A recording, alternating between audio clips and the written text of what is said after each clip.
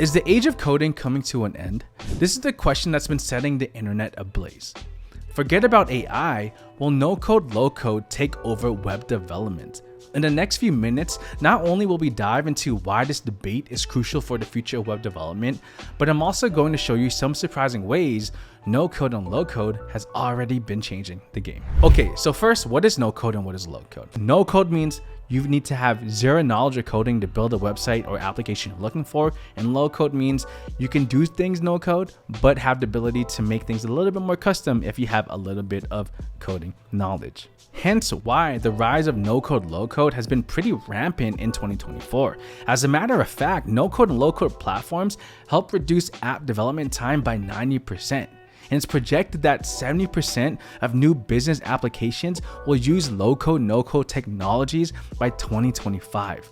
Now, for some context, in 2021, the low-code platform market was valued at $7.61 billion. But in 2027, it's projected to reach $36.43 billion. But why is this happening?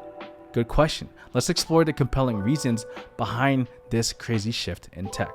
Well, first of all, if you haven't noticed the massive layoffs happening in tech since around 2020, 2021, you're kind of living under a rock. Companies want to save money. And from my experience, the most expensive thing companies pay for at a company are employees. And if you work in tech, your most expensive employees are software engineers, are data engineers, are web developers. So then what if these companies could cut corners and hire someone else less technical to build a technical website for you?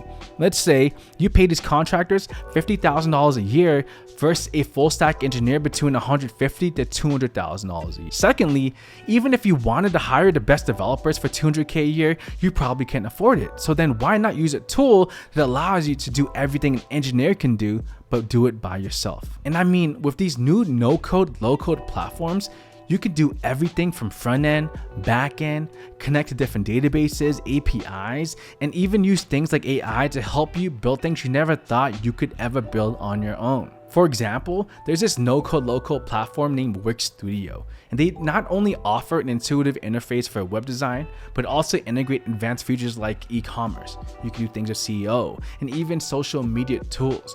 Users can even create fully functional, professional-looking websites without deep knowledge of web development. This kind of capability exemplifies how no-code, low-code platforms are already transforming the game today. So then the big question is, will no-code and low-code platforms replace developers? And the answer is it already is, and has been doing it the last couple of years. At one of my previous companies, they use one of these platforms to build and maintain a website.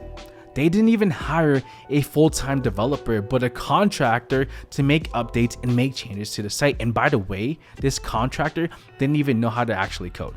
He just knew how to use that actual tool. Now, granted, they did hire a full-time front-end developer, but their job was primarily to work with the API rather than building the website. So yes, there will still be jobs here and there. But when I compare this to when I joined tech 7-8 years ago, these tools were not as rampant as they are now with smaller companies. These smaller companies before needed to pay for web developers. They needed to pay more for these developers. But now, with the rise of these no-code tools, the need is just not as much as it used to be. The demand is not what it used to be. And in the result, let's be real, it means less job opportunities for developers with smaller companies, which can also mean and is causing less pay. Now, the question is, should you let this discourage you?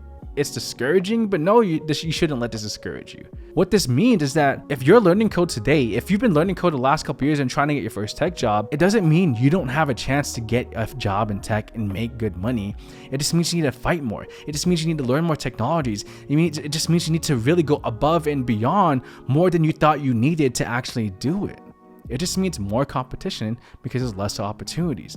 But at the end of the day, there will still be opportunities. But let's face it, no code, low code is catching up in today's world of tech. And I haven't even talked about AI yet. So what do y'all think? Is low code, no code development a game changer, or am I just over exaggerating? Let me know in the comment section below, y'all.